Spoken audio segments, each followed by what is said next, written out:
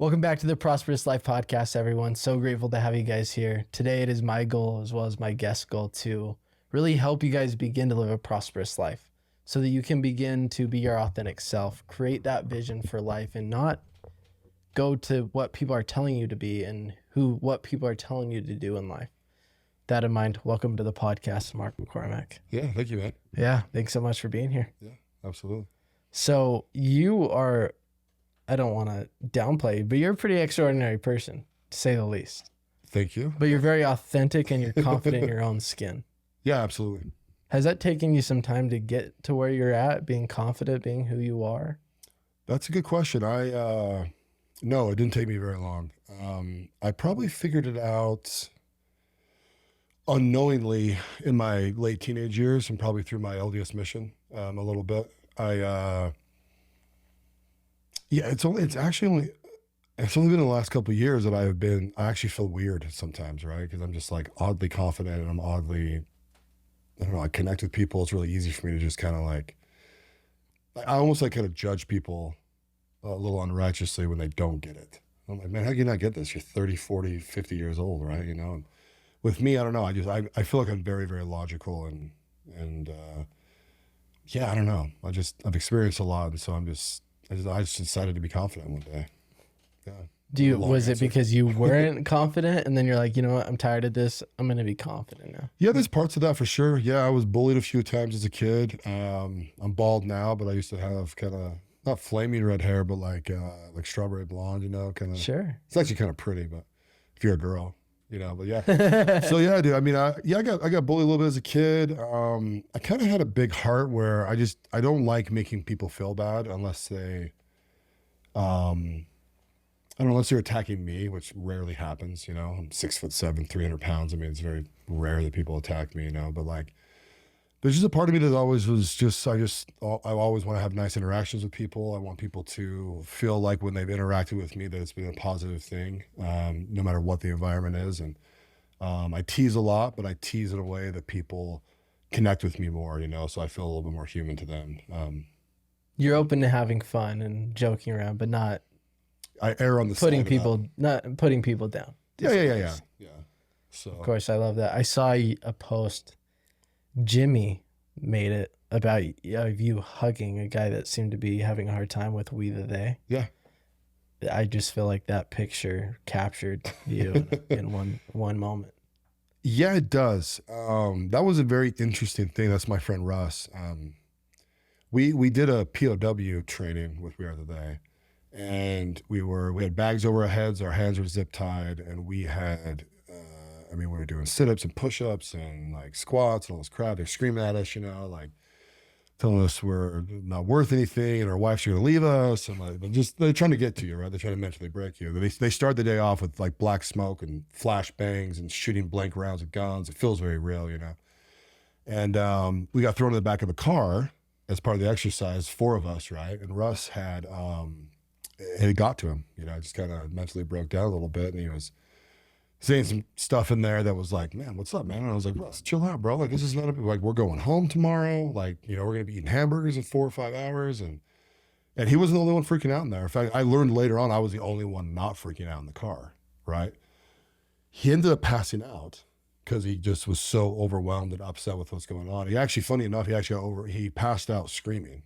So when he woke up screaming. And I got him out of the car, and he was very upset, and I was upset too, in the fact that like he was upset, you know. Sure. So I ended up walking around the car with him and putting my arm around him, and he was upset that he was not stronger, right? I think, and I ended up putting my arm around him and just being like, hey buddy, like, let's go, me and you, like, we don't have to do the rest of this crap, you know, like, I'll go jump in my truck. Let's go into town. Let's go watch a movie or something. Like, you know, we don't have to do this anymore. And he was, he wanted to finish, right? And it was funny, right after that, we actually walked over and got waterboarded, right? And then we got stuck in boxes and we got thrown in a river and like all this stuff after this had happened. And Jimmy had noticed that moment, right? And it was an honest, genuine moment. And I love the guy. I think he's an amazing person, you know, and he's built an amazing business, and he's got a beautiful wife and, you know, beautiful family, and, you know, they love each other. And it's just, it's hard to have like one of your brothers kind of like break, even though that's the whole point of the thing, was to actually break. And Sure. so, yeah. So later on that night, we were talking about our experiences and stuff like that. And so Jimmy made me hug him and like reenact it, to kind of like, it was a fun, but it was also a great moment for people to kind of see that. Yeah. Yeah. And that confidence shines through because you're so confident in who you are, and you gave your friend Russ, I believe his name was, the permission to be confident again, and you guys got right back to it. We did. Yeah. We took about 10 minutes, maybe 8 minutes. And he, some deep breaths, and just, he was like, "No, dude, I really want to finish this." And I was like, "Okay, cool. Then I'll be with you the whole time," which is a little bit of a lie. I wanted to be with him the whole time, but as soon as they waterboarded us, he put bags on our heads, zip tied us again, and took us off. So I wasn't actually with him again until he got put into the river, which I got put in the river with another guy, and then it ended up being him. And we actually have this video of us. We're all huddling together with the bags on our heads, right? Which is actually really hard. It's hard to like be breathing, in condensation, and you're sweating and you're wet and you're freezing and dirty. And yeah, it was, but it was good, man. It was good to push your limits and actually see what breaks you and what doesn't break you. Even though I didn't technically break, but a bunch of the guys did. I can only imagine. Yeah. I mean, that's hard stuff to be put through. Yeah. And that's the purpose of going through that, is so that you thicken your skin, and so real life doesn't hurt you the way it used to. Yeah, and it's funny. I mean, if you had him on the podcast, he would tell you, man. He got stronger that day. I mean, for sure.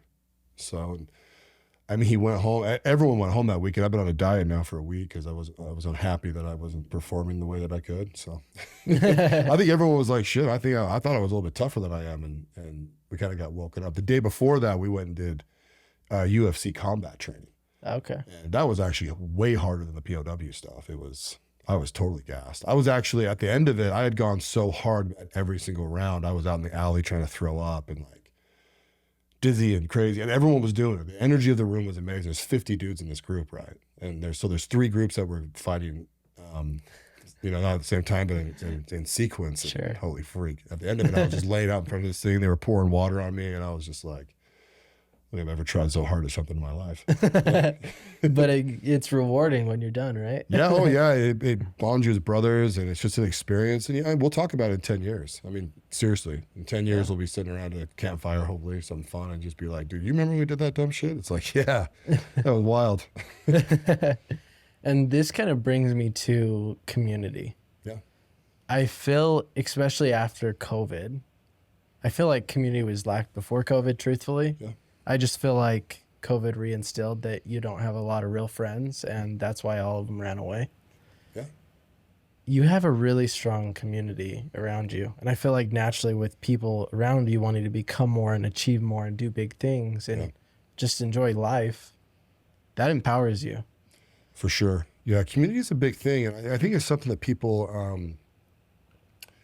it's misunderstood.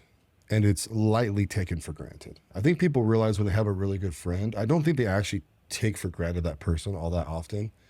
But if that person's removed from them, then they absolutely are like, "Oh, frig, I didn't really foster that relationship like I could have."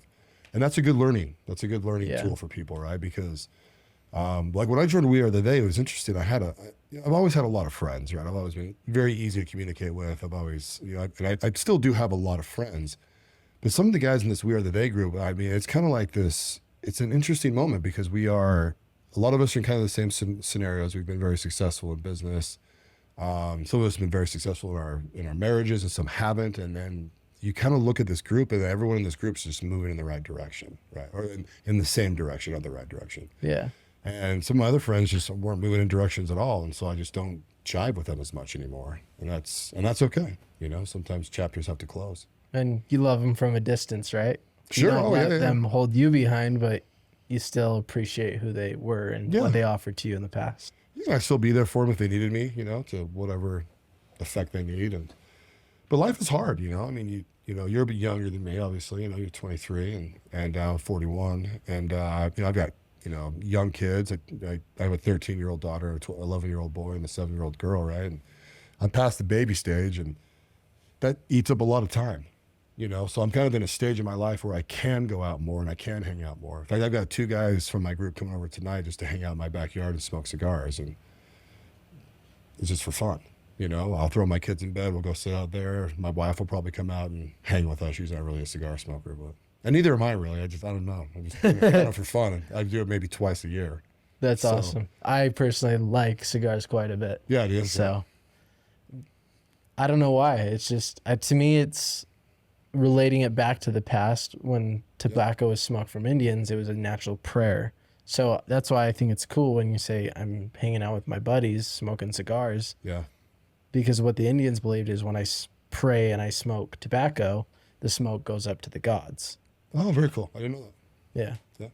So that's where generally if I'm smoking a cigar, it's usually me reading a book, or it's done in a positive manner. It's not, I'm so tired of today. Yeah. Let me, you know what I'm saying?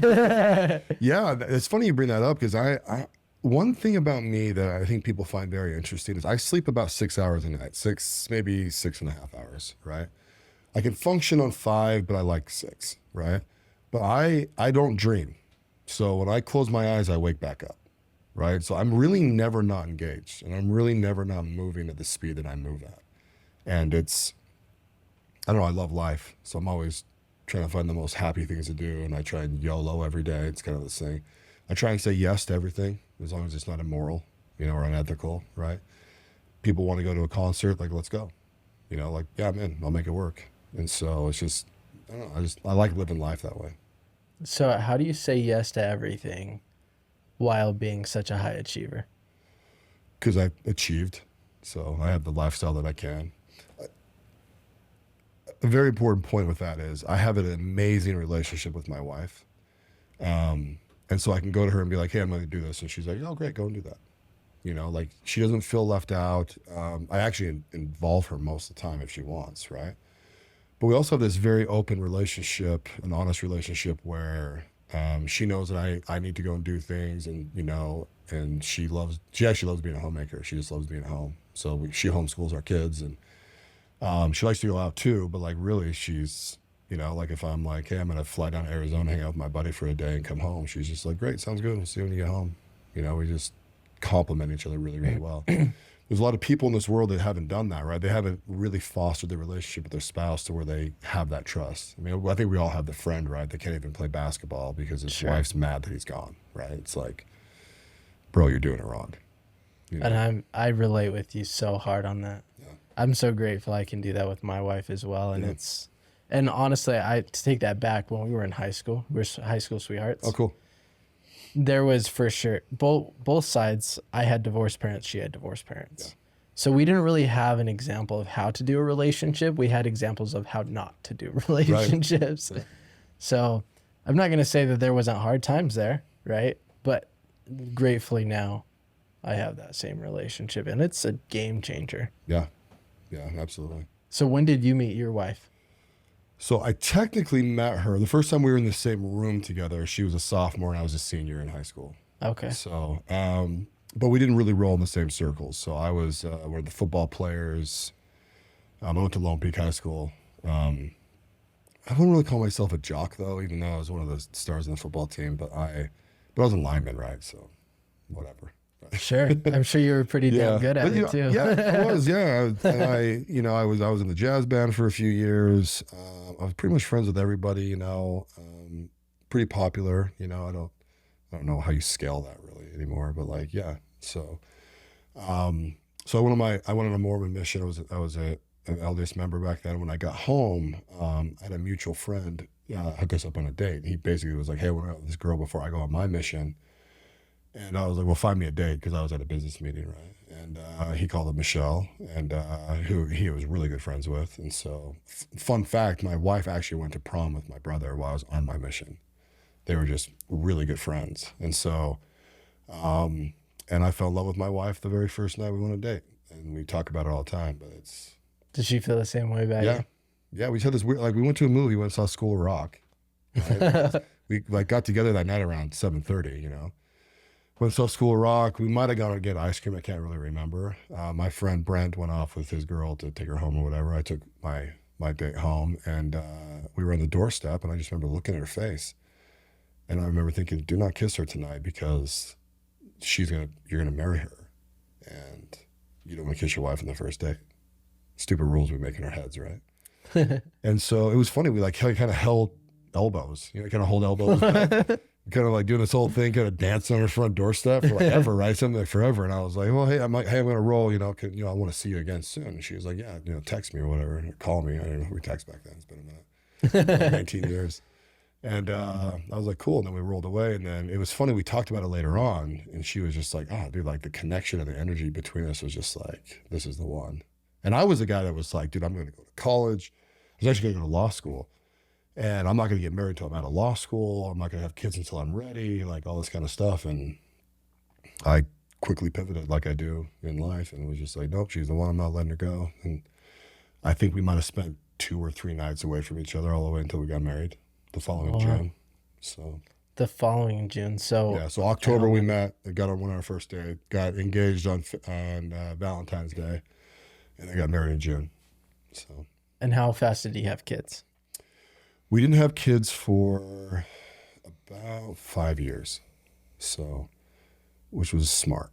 Yeah. So I agree with that. In a non-judgmental way. I mean, everyone can live their lives. I don't really care, right? Well, we're in Utah too, so 5 years is a long time. It is. I finished college, right? And a little bit after we got out of college, we ended up deciding to get pregnant, and it took almost a year to get pregnant, because she had been on the birth control for a long time, and it takes the women's system a little bit to do that. And so, bam, there we go.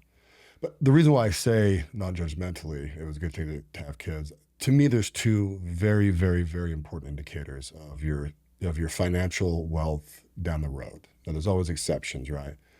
Number 1 is who you marry.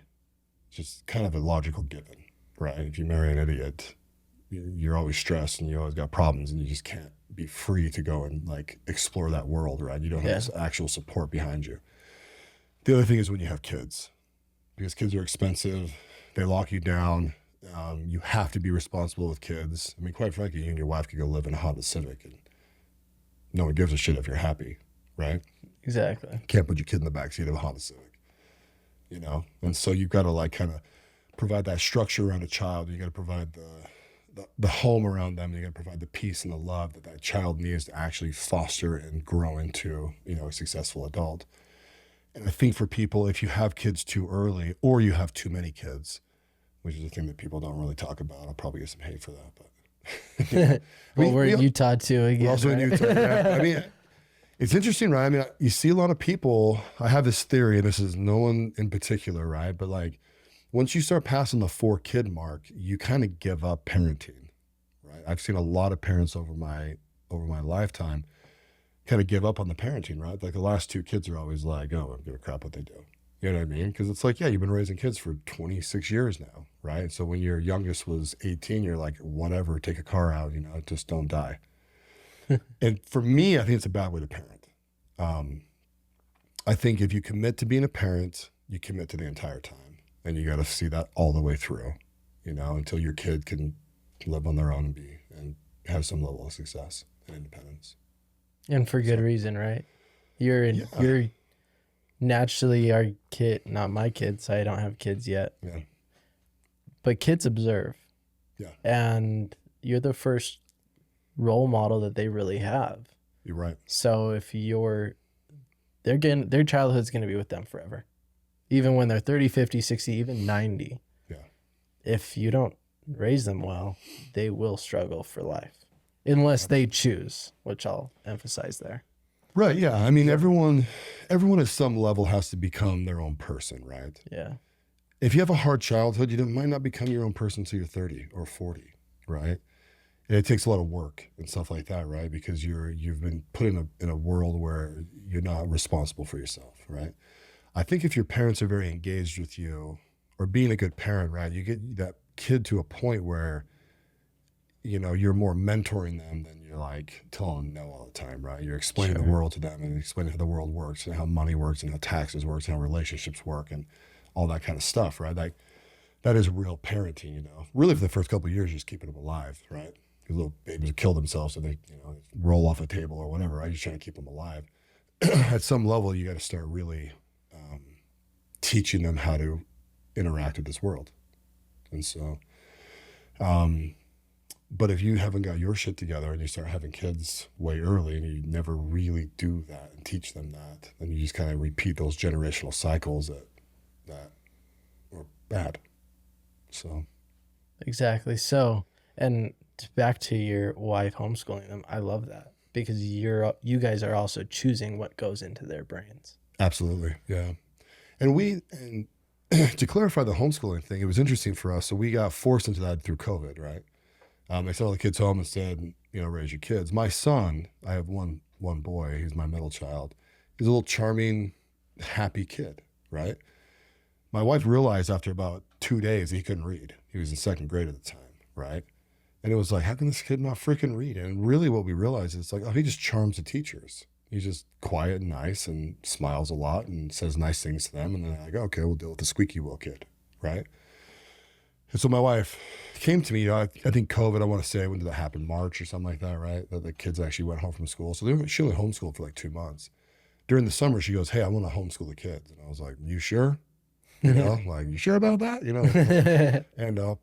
And she's like, no, I really do. And my wife's very academic. She's very intelligent.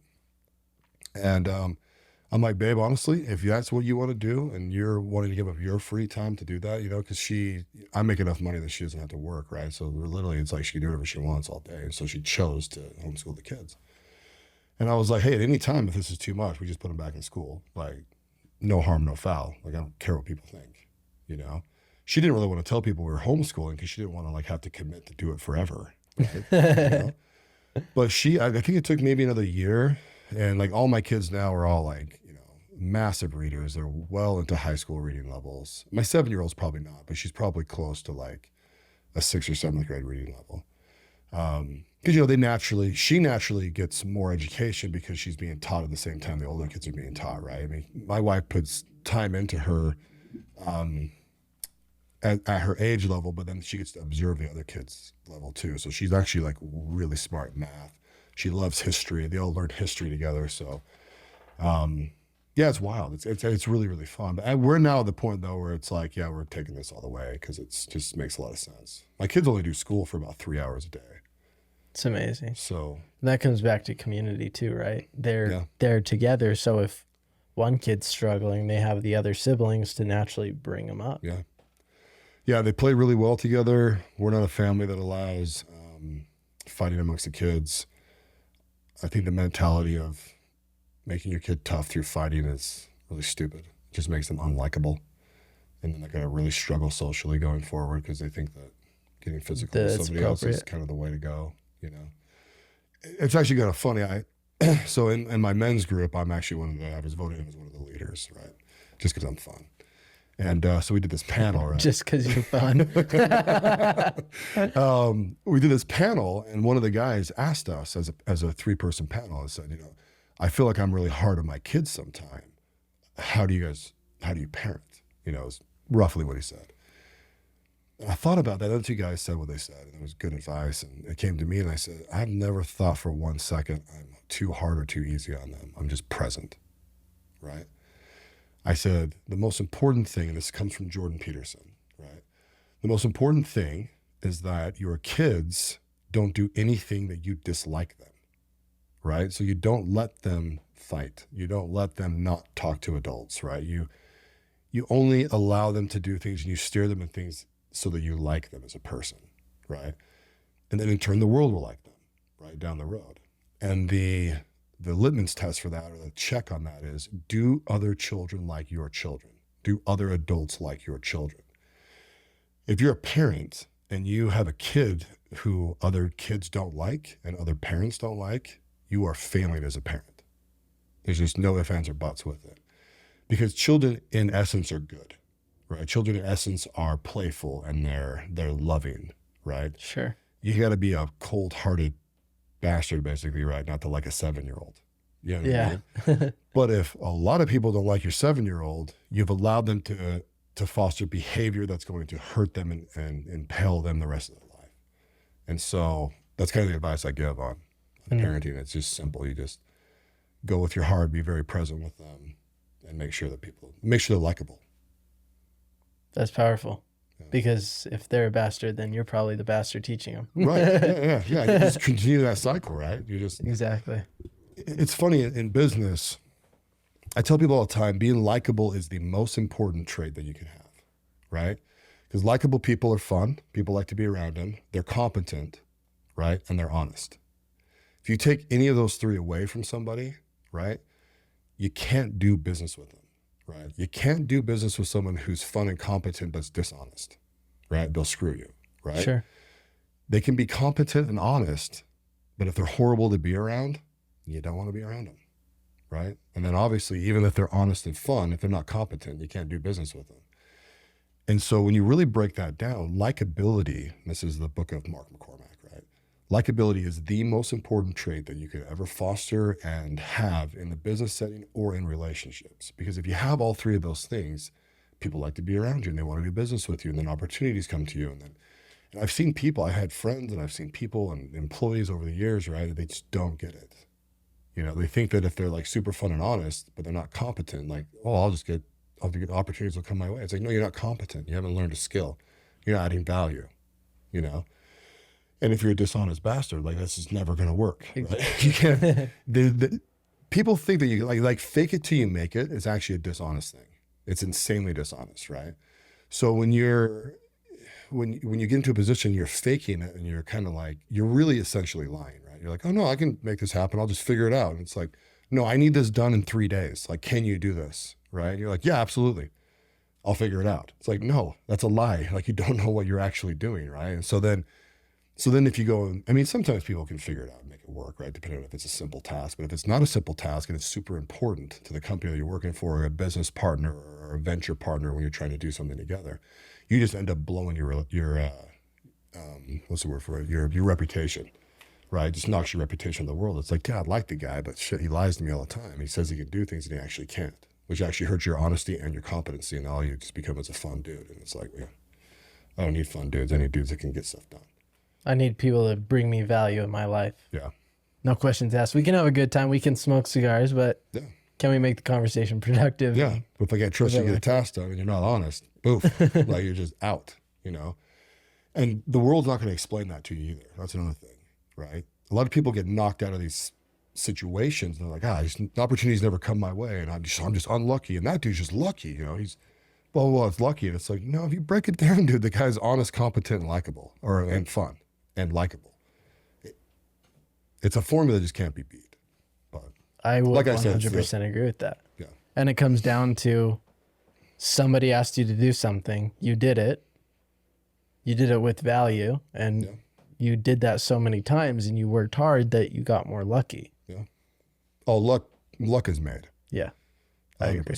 I see literally an opportunity every day in business, every single day. Some days I see 10 opportunities in business, right? I'm fortunate enough to actually be able to pick and choose what I want to do, right? And that comes from years and years of becoming more and more competent. We were kind of talking earlier, right? Like your 20s are the years for you to become competent, right? If your boss asks you to do something and you don't know how to do it, you say, hey, I do not know how to do this.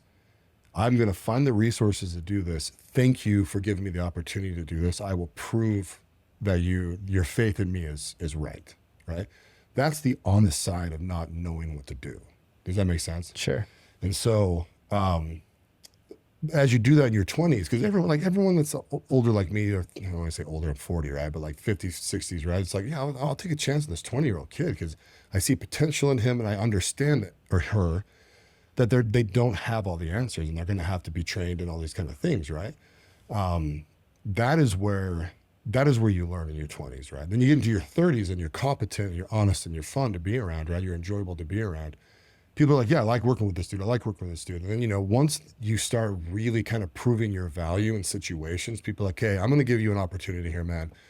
I'm going to give you X amount of this equity in this company because I want you to run it. You've been doing this now for 4 years. I don't want to touch this thing because I have only so much bandwidth. I'm going to be over here. So I'm going to trust you to do this. And then bam, you get into this thing. You build it for a few years. You sell the thing. You make money off of your equity. Then you start becoming more and more wealthy and you start building assets. And then all of a sudden you're just one of those guys that can make stuff happen, right? That is literally the formula to make that work. I love that. So to pivot more business wise, first you need to become a competent, fun, honest person. Yeah. And if you're not that, then go work on yourself first before Absolutely. you get into business. Yeah. But what separates, other than those three tiers, what else separates a high tier entrepreneur or businessman from a low tier entrepreneur or businessman? Well, it depends on your target, right? Like what we're actually talking about. Define that a little bit better for me. When you say high tier and low tier, what was your definition of those? To me, just to kind of give you my thought process, if somebody is likable, they're fun, they're competent, and they're honest, then that probably means they're generally succeeding with themselves, with family, with relationships, so on and so forth. Yeah. So to me, when I explain that, I mean, they're successful financially, they're cash flowing their businesses, they're successfully in numbers analytically. Mm-hmm. Yeah. Probably risk tolerance is what's going to separate those two people, right? So say their personality types are similar and their competency similar, right? Their risk tolerance and their understanding of individual markets, right? So for example, if you're very entrepreneurial, you check all the boxes, but your competency is in plumbing, right? You're going to have a cap at how much money you can really make inside that world, right? Even if you become the owner of a plumbing company, right? And have, 10 guys working for you, right? There's only so much time that you can spend to grow that business, and you can only hit so high, right? Like you might be able to do $4 or $5 million in business every year. Or maybe you get to the point where you're doing $20 million in business by the time you're 60, if you're just grassroots growing that thing, right? Or if you jump into investment banking or even an attorney, right? Really what attorneys do that become very successful is they end up making friends with their clients and doing a really good job for their clients, and then their clients end up hiring them, right? And they go into kind of the more, not that they're not in the private world, but they go more kind of in aggressive entrepreneurial side of business. Then those opportunities start coming, right? And then you got to figure out your risk tolerance, right? Where it's like, well, crap, I make $160,000 at being an attorney every year. This guy who's been a client of mine for 10 years, right? Who's a serial entrepreneur says, hey man, I'm gonna give you 20% of this business, right? We're starting from the beginning, right? Like I'll pay you $5,000 a month to start off with, but that's only 6 months guaranteed. Because if 6 months, if you guys aren't making money in this business, I'm gonna murder it, right? So then you got to decide, okay, well, if I own this and I own 20% of this business, right? And then I grow it over the next 5 years and we sell it for $40 million, right? That's way better than making $180K a year. But what's your risk tolerance? That's really where you're at. That's also kind of goes back to me talking about having kids and not having kids, right? Like if you've successfully built your foundation to where you can go to your wife and say, hey, babe, I know we made good money. We go on vacations. We do all this stuff, right? Our kids are little. 3, 7, and 5, right? I have this opportunity. I can take it. It has a very, very high upside, but there's a chance that I'm going to have to I won't make a paycheck for 9 months, right? Where are you at on that? And if she says, I believe in you because you have a great relationship, right? And she trusts you, then you have a high risk tolerance. But if you go to her and, you kind of struggle with money and you don't, you do dumb things and you got tons of credit card debt. And she's like, how are we supposed to afford our bills? We can't do that. You haven't saved any money, right? Well, your risk tolerance is super low. And so in the entrepreneurial world, I think that's one of the things that could really separate to kind of answer your question, at least in my perspective. And even if somebody had 100,000 in the bank and your wife or husband still didn't want to take that risk, they're clearly not going to make that happen for themselves. Yeah. And another thing with that too is, some people think to be an entrepreneur, you got to stand at a cliff and jump, no matter how high or deep or long that jump's going to be. That is absolutely false, right? You should always be making educated assumptions and guesses and really figuring out the analytics of the choices that you're going to make, right? People hear these success stories where it's like, yeah, this guy put $10,000 into a business and built it, and 20 years later they sold it for $1 billion, right? Like that is so rare and unicorny. You know what I mean? Like, people just should not do that. I think unicorn is a word. If it's not, I'm going to sound stupid, right? Well, we're going to make it a word. That just popped out. But yeah, man, I just, I see people even in my men's group a little bit, right? There's some guys and they're like, yeah, dude, I'm just going to buy a business. And it's like, whoa, why? You make really good money over here. Become an investor. Oh, well, never really looked at it that way. It's like, well, yeah, man, the goal is by the time you're 50, that you're just an investor. You're not working a job anymore. If you're making $500,000 a year or $1 million a year, we were talking about selling solar earlier, right? It's very common to make $300,000 to $500,000 a year selling solar. Well, invest your money, don't blow it. And over 10 years, you'll make $3 to $5 million, minus taxes and whatever, right? But principle wise, invest that money and you start growing your nest egg. Really, people need to define also how much money they need. And people never do that, right? And they also need to define what success is to them, because it is not a money thing. To me, success is a relationship thing. I'm successful because I have an amazing relationship with my wife, my kids, individually, right? Certain members of my family, certain friends, right? That's where I gain the most value out of this life, is spending time with those people, and those people loving me and me loving them, and me relying on them and having experiences with them and all that kind of stuff. And yes, you need money to facilitate your life. Money is a tool, right? You have to have enough money to live. You have to have enough money to go on vacation, to buy things and experience things, and to be able to eventually retire one day.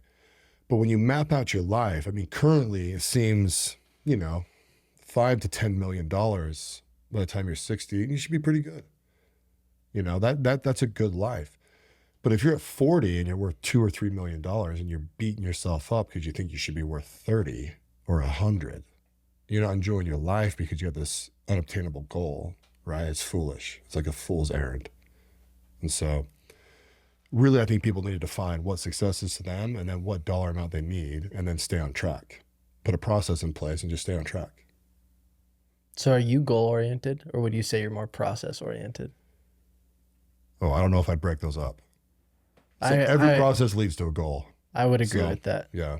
And when I asked that question, I was like, that's a silly question. That's okay. You never know, though. Maybe someone listening doesn't understand that.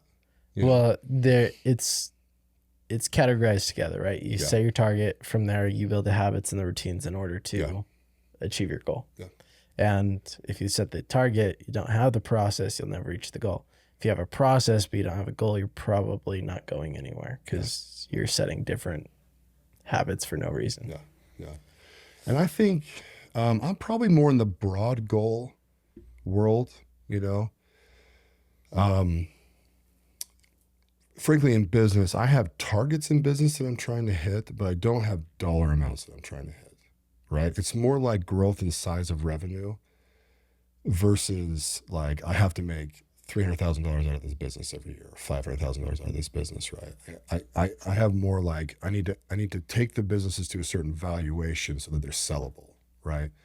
Most businesses you need to take to about 20 million in revenue every year for them to actually be decently like retire you money, right? Sure. If you have a $7 million business, you might be able to cash flow off that pretty well, but you're not really going to be able to, like a $7 million business, right? You might be able to sell it for maybe $2 or $3 million, right? There's a lot of variables in there, right? But let's just call it what it is. That might not be enough money for you at like a 47-year-old to be able to retire for the rest of your life. Like you'll eventually run out of money, right? So you have to take that business and grow it to a certain revenue and net profit, right? Because that's where your EBITDA multiple comes from, is that net profit. And so I'm a lot more focused in that. We're kind of talking earlier about the roll-ups of the companies that I'm working on, and those are larger numbers in that, but like that's the idea, right? Instead of me grassroots still growing my business, it's actually better for me to merge and acquire businesses to grow the top line revenue and then build them all together and then sell them off eventually. Because that makes the books look better. It's a more powerful company. Yeah. Yeah. And exactly. It's like what came to mind as an analogy was like a baby bull and a growing bull that has its horns growing and everything. Yeah. When you just mold it together, you just have the immediate strong bull. Yeah, and you also kind of have you also have to understand who's buying you, right? So private equity companies buy businesses and then grow them, right? Then they sell them to a bigger private group, and then that private group sells it to a bigger private group, and then that group sells it to a bigger private group, and then once there's not a big enough group to buy it, it goes public, right? And that's where you get like publicly held companies, like Facebook, Apple, stock, any company that has a publicly traded stock. And so for me, like if I'm taking a business just for easy numbers, right, and we'll take it to $500 million in revenue, right? I need to go to a company that's got a couple $1 billion of assets under management, or AUM, they're the target that's going to look at my business and go, okay, there's a $500 million business. There's a level of predictability inside this business, right? It also has a certain size market share, right? So normally at $500 million in a medium-sized business, you're going to have 30 to 70% market share, right? So they're going to say, okay, we can't really grow this company inside that market, but we can add that market to a bigger market, right? So then they look at that and then they'll look to acquire your business on that valuation, right? Or they'll look at it and say, okay, there's certain assets inside this business that we want that make more sense for different verticals or different things that we can add to this business, Huntsman Chemical is a good example of that. Huntsman Chemical basically used to make styrofoam, takeaway things for McDonald's and stuff like that, right? Well, they got so big in their market, they started buying the chemical companies, right, that they made styrofoam with. Right, so instead of just selling styrofoam, they started actually buying the chemical companies that made styrofoam. And then they started going wider and wider and wider with the products that they sold, and then more and more chemicals, right? So I don't know what the value of the business was when John Sr. actually passed away. I know it was a couple $1 billion, but he was massive, massive valuations. And then he basically, it was Huntsman Chemical when it was done. It wasn't Huntsman Styrofoam, but they just keep on adding to that. And that's kind of how you grow businesses. It's amazing to watch that grow. Yeah. Honestly. Yeah, it's cool. So when did you start growing your personal brand? When did that become valuable to you? Gosh, I don't know. I don't even know if I have a personal brand. Really? I do and I don't, right? It's interesting question. So I probably started paying attention to my personal brand within the last 2 years. And so I had a couple conversations with some of my more influential friends, and because I do private equity, I raise money. There's a level of what would you call it? Social credit, I guess is the best way to put it. There's a level of social credit that I have out there amongst people that I do business with, which is kind of funny, right? It's almost unknown. Like the people who invest with me are mostly out of state. Like I don't flaunt my money and stuff like that around, as people can see from my social media. But there's a level, so I started my podcast for a couple of reasons. One of those was to up my social credit so people kind of had a connection to me, right? They could hear the podcast, They could hear how I think and kind of some of the things that I'm into, and have a very soft, easy introduction into me, right? Instead of me going to lunch all the time with people or having dinners or doing events and crap like that. I'd much rather just enter their world through like a podcast. In the podcast, half of it's just kind of my video journal to my kids. I'm a terrible journaler. I don't like doing journals. I'm more of a thought guy. I just like write out a thought, instead of like the reason behind it. So if you went back and read my thoughts, it'd be like, oh, this is interesting, but there's not a lot of context behind it. The video journals, the podcast, journals it's good for my kids. I think it'd be so cool to go back and see who my dad was talking to in his 30s and 40s and having business or relationship or life or fun conversations with people just joking around. It's like, it'd be really interesting to see your dad in his element at 30, right? It's just kind of cool. My kids, since I started this when I was 22, it's like, oh, my dad was a weirdo. Right, yeah. Or there'll be, and who knows where you go with this, right? There's so many different worlds that can come out of this. I know you wrote a book and, I'm assuming you'll probably write 3 or 4 books before you're 30, right? And so there's this social credit that exists out there. People find this funny with me because I'm very, very social and I'm very, very active in the business scene, kind of behind the flashy part of it, right? But when I wrap all this stuff up and pretty much done when I'm 50, like the next 9 years, I'm pretty much going to disappear, right? It'll just be people that are really close inside my circle that know me. I don't really seek the fame side of anything, not that I'm even close to being famous, right? But like, even if my podcast like really, really, really blew up, it will eventually end, right? And then I'm just going to go enjoy my life. And I'm going to do good things that I want to do. And I'm going to spend time with the people I want to spend time with, because that to me is what I earned. That is my goal, right? My goal is to have made enough money that I can be done. And I'm just enjoy the rest of my life. So how do you know when you're done? What's that number? It's a good question. Oh gosh, how do you know when you're done? Well, you got to make the plan, like we were talking about earlier. You have to have an asset. You have to have assets that are diversified enough to cash flow your lifestyle for the rest of your life, technically is what you would say for the financial part of it, right? And you got to be honest with yourself. Like, how do I want to live the rest of my life? Like, do I want to wake up in the morning and be like, hey, I'm going to Asia today and just go? The answer to that for me is yes, right? I want to, when I'm done operating businesses, so I'll always be involved in business because I'll be managing my own money, right? So I'll be invested into different projects and stuff like that, but I won't be walking into an office every day. That's what I kind of mean by the time I'm 50. I'm not going to operate, right? I like that. And it's interesting, right? Honestly, I could be done now.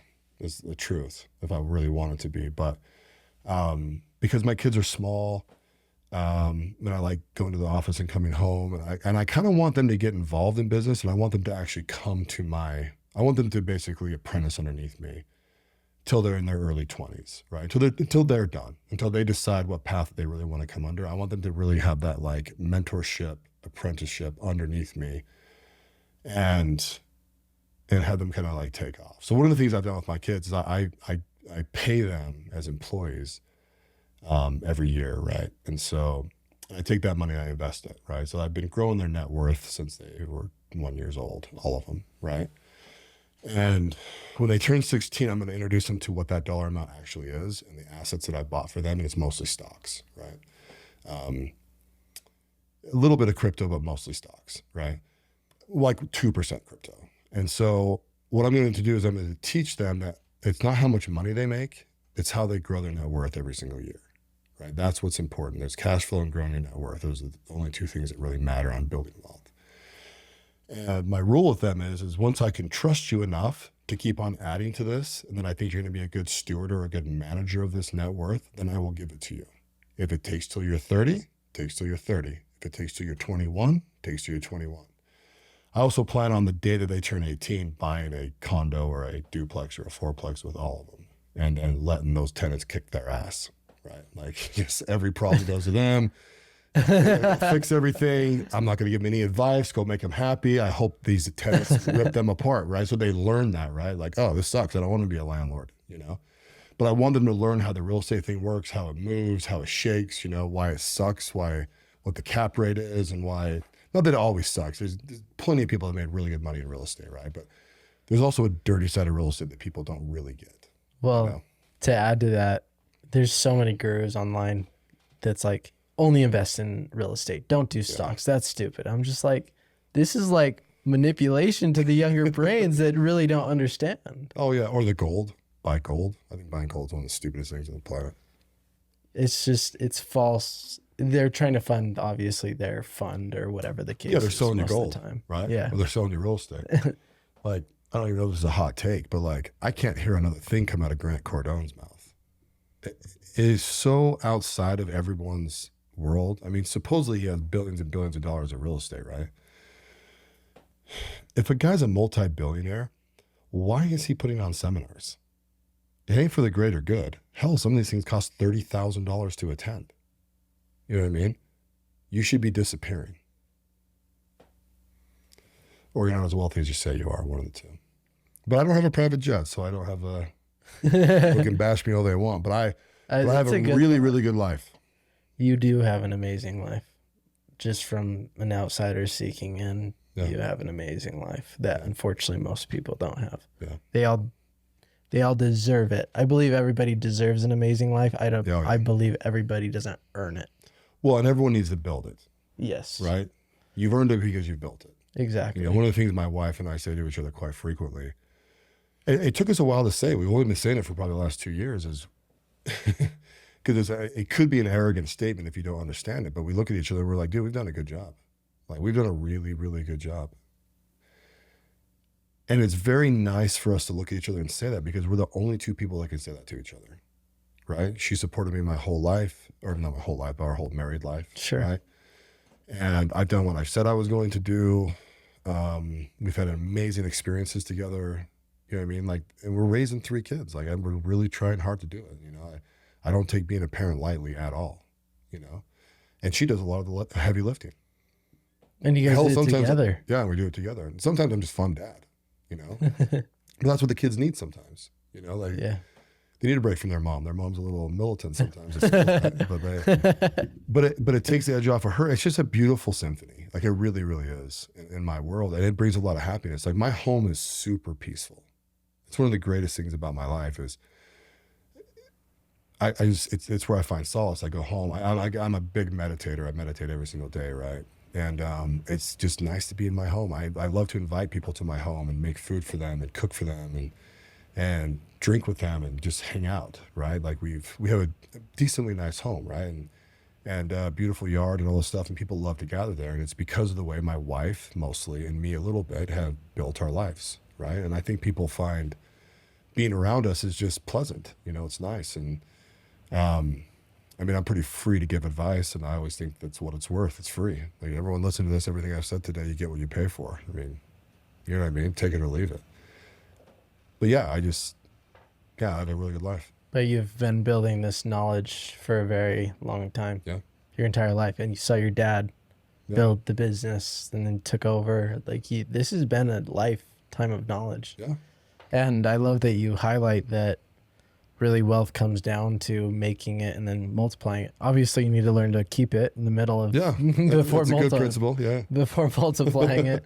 Most people would get $1,000, spend $1,000. Yeah. It's also good not to, have paralysis by analysis, right? I've got a lot of people in my world that like, they have a hard time making investments, right? Because they're like, well, what if I lose it? And it's like, well, you got to have some risk. You got to, I mean, don't be an idiot, but like, it's not actually bad to lose money. It's a good education. It's very good. As long as you learn from it, I guess I should say. So I build stock portfolios for people all the time, right? Because, most people are making, 80 to, 150K, depending if their wife works or what industry they're in or whatever, right? And they're like, well, how do I start? Well, obviously you're not going to take $100,000 and stick it into a venture deal, right? Yeah. That will make you a lot of money, but you're going to be sweating your balls off for 5 years hoping that damn thing comes through. So it's easy. You just build a system, right? $500 a month.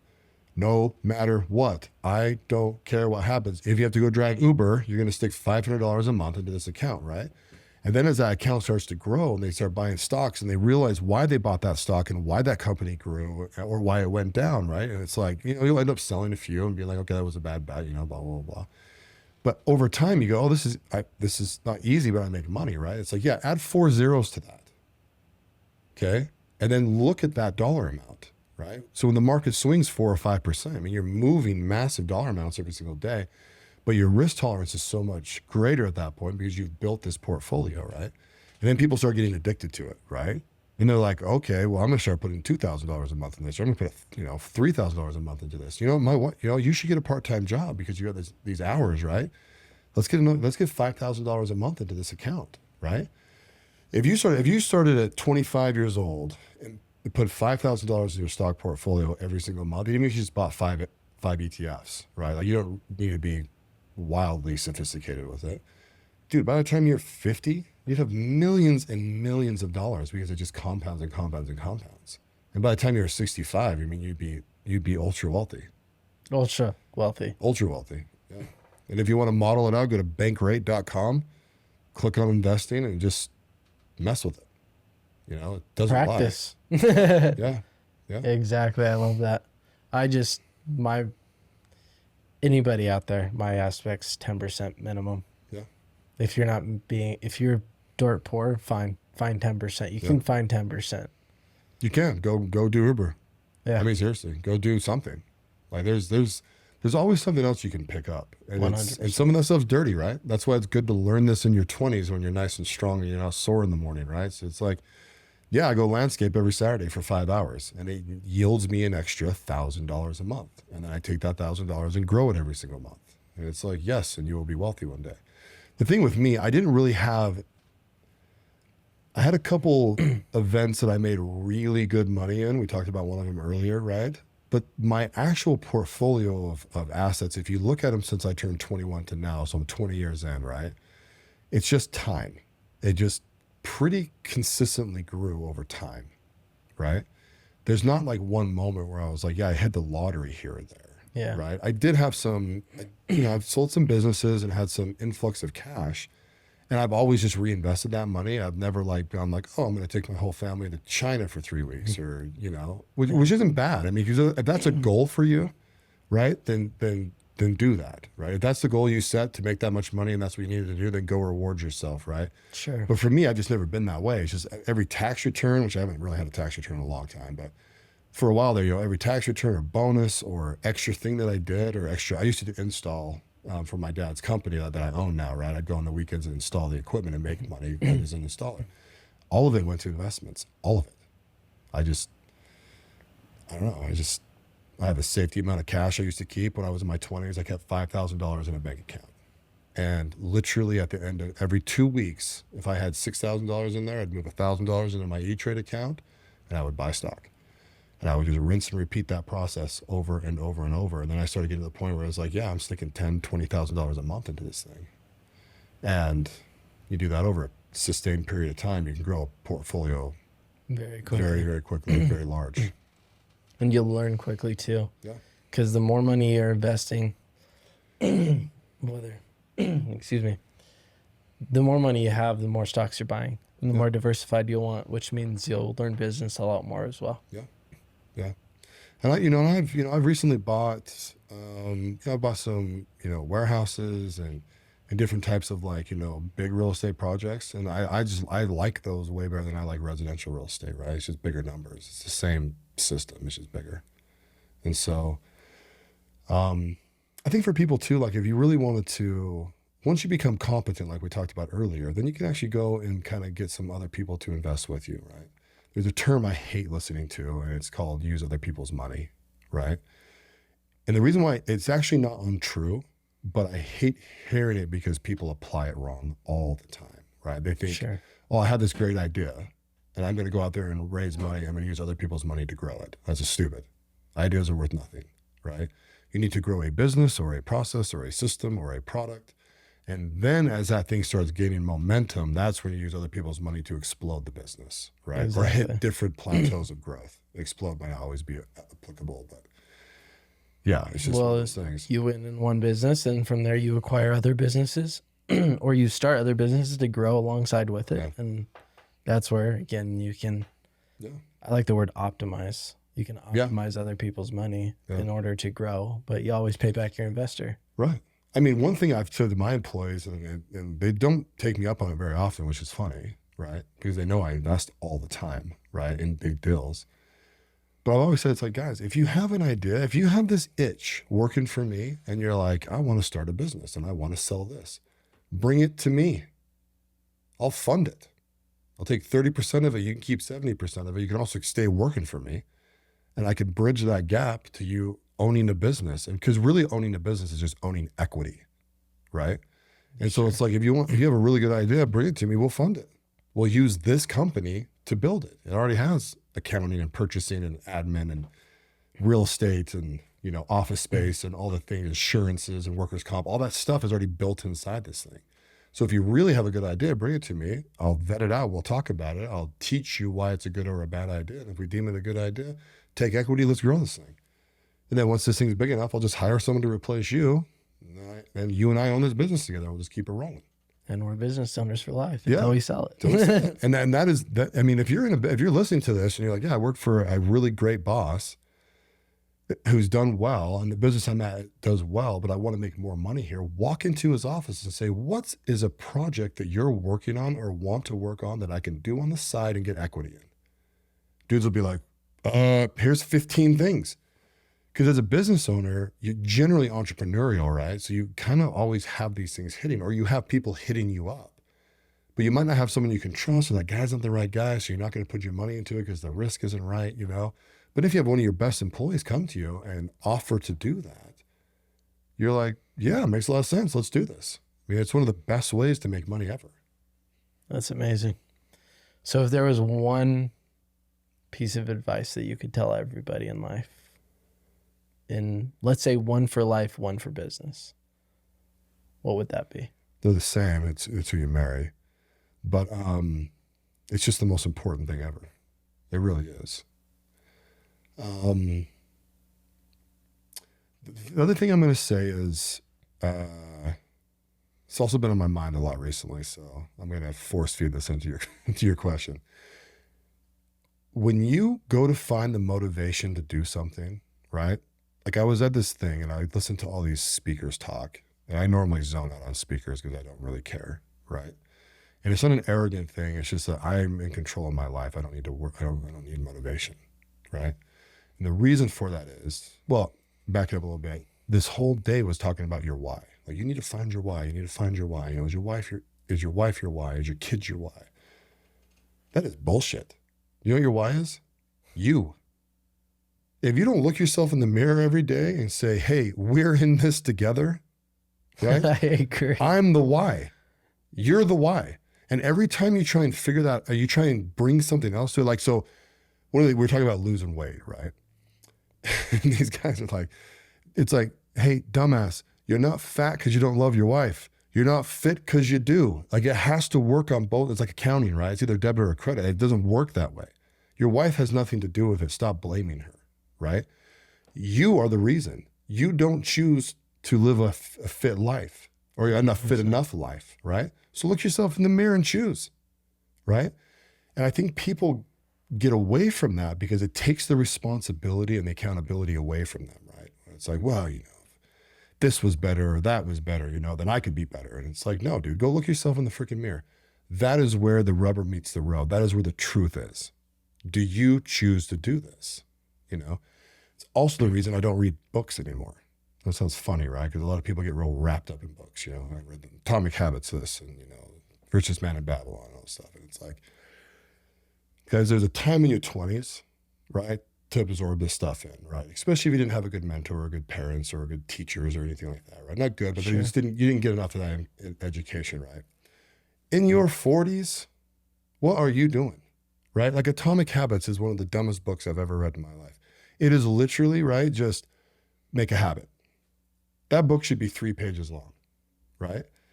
And it's one of those things where you're like, yeah, this is very logical. Of course I need to make a habit, right? Yeah, sure. If you want to be fit, go to the gym every single day, right? If you don't want to starve, you eat food every day, right? Yeah. If you want to do good in business, go do business every day. If you want to be a stock investor, go learn about stocks every single day. Invest. If you want to be a real estate guy, immerse yourself with real estate people, right? You don't need a book to say, just go do it. Right? Like all self-help books, every single one of them, right? If you look at the economy of them too, right? Books to sell properly need to be 250 pages, right? So if you take a concept, with most books are 3 to 5 concepts, it's just a freaking 250 pages of stories, right? And you're like, oh, it's got to tell a story. And it's like, dude, take the 3 to 5 principles out of this book, apply them to something, and rinse and repeat, A/B test these things until you get them right in your own life, and then move on to the next principle. 100%. But in life, you only really need to master like 5 or 6 principles, right? Yeah. One of them is being honest. You don't need to read a book to be honest. Not at all. You know what I mean? So I kind of get on my preachy high horse with this kind of stuff, but like my advice is the same for both, right? Because it's you. This whole world is you. Your whole perspective is you, right? You are the why. You are the reason. You are accountable and you are responsible. How's that? Love it. Can I ask you a personal question? Yeah, absolutely. Let's say somebody right now watching this is married, loves their wife, doesn't want to leave, but feels like their life's not moving forward. What's your advice to that person? Because of their wife? They think it's because of their wife? That's a good question too. Because that's multivariate. I feel like they need to take responsibility as well. Yeah. Oh, yeah. Because you mentioned marry the right person, essentially. Yeah. So what happens if somebody feels like they didn't marry the right wife? Do you think they should get out of it, or do you think they should work on it? Do they have kids or not? Both situations. If you don't have kids, get divorced, move on to the next one. Cut your losses, just like in any investment, right? And you can do it in the right way. Go to the person and be honest. It's always about honesty, right? Sure. And you should, if you choose to marry someone, you should also, I should back this up a little bit. You should also give them the opportunity to ride or die with you, right? Very honestly, right? Sit down. If you need a counselor, great. You really don't need a counselor. Sit down with that person and say, hey, I want this in life. These are my goals. If I wasn't clear when we got married about these, or they've changed, that's another big thing. A lot of these things change, right? Sure. but this is where I'm heading, and I'm really, really serious about this. I want you to be part of this, but these are the things I need from you, right? What do you need from me?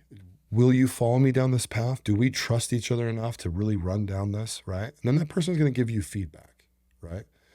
You know, if you told me you want to be a billionaire, they're going to be like, why do you want to be a billionaire? That's a waste. I don't want you to do that. I want to enjoy my life with you. If you choose to be a billionaire, you'll never be here. I'll be raising kids all by myself. I don't want to do that. And maybe, and you're like, I have to be a billionaire. It's like, okay, cool, cut it. We're done. You know, you're going to come at an impasse with that. But I think if you're married and you're just with a person and that person just is like always in neutral, no opinion, is always holding you back. You want to go take risks, they're always holding you back. And you have those conversations over a decent period of time, you know, I mean, your gut feeling is going to guide that, right? And if you know, you cut your losses. And that's kind of the thing. But if you've chosen to marry someone, you do owe them the opportunity to come with you, right? I love that. Yeah, and it's not like they have to do it the first time either, right? It's like a one-shot thing. Like you promised that you'd be with them, right? So you're going to run that as fast as you can, as long as you can. But when you know, and you cut it right. Now, if you have kids, it's a totally separate issue, right?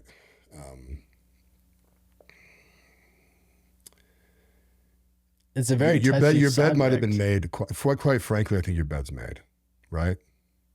I think you stay married. I think you raise those kids, and you owe it to that woman or man and those kids to change yourself in a way and figure it out as you stay as a family unit the best you can. Because our society, you owe that to society because you made children and put them in the society, right? And that's not to say that people get divorced, they're bad or wrong, right? I mean, it's just life. Life is full of circumstances, right? But you have responsibility if you create things. If you create a business, you have a responsibility for that. If you create children, you have a responsibility for that. If you create a relationship with another person, you have a responsibility with that. The fun thing in life is you get to choose what that responsibility is. It's up to you. Like in my men's group, right, we talk about integrity all the time. Well, we define our own integrity. And so it's an interesting dynamic because something that I would say that you're out of integrity on, the other person doesn't think so. And that's true to them, right? That'd be Sure. your integrity. But yeah, man, if you create kids, dude, you're responsible for that. And I mean, you know, coming from a divorced parents, you know, I mean, you might look at that and go, well, it's good my parents got divorced and maybe they chose right. But I think most of the time it'd be better for them just to work it out and stay together, you know? Well, I think It was it's a long hard, answer, right? but I feel the divorce with my parents, I wouldn't say that I quote unquote agree with it because I do see what it did for sure. Yeah. Although all of the reasons that they broke up almost gave me the permanent, because it was like my life was perfect. Yeah. Like I'm not saying we were rich by any means, but we never worried about food. Yeah. We went on vacations. I had a basketball court in the back of my house. My playroom was like half the size of my my house now. Yeah. And I saw them love each other. Yeah. So when they broke up or divorced, I was like, what the hell? Yeah. So I was like, well, if I can't rely on anybody here to be honest with me, I can only rely on me. Yep. And that's really what gave me the drive to be like, okay, I'm gonna go achieve my dreams. Yeah. So I think it served me, but it came from a hurt place. Well, and you found the gift in the situation too, Yeah. right? You, in my estimation, you would have found that same drive in a different way. Right? I don't think that was the only path for you to find that drive, right? Even now when people are listening to me be like, it's all about you, right? That might just click with people, you know? But you did the right thing. And that's what you should do with everything. You found the gift in that situation. Do you mind if I ask why your parents broke up? Was there infidelity or? That's a good question. Or do you not know? Honestly, I feel like the divorce was mentioned in the past, and then I just feel like it was a cocktail of reasons, Yeah. honestly.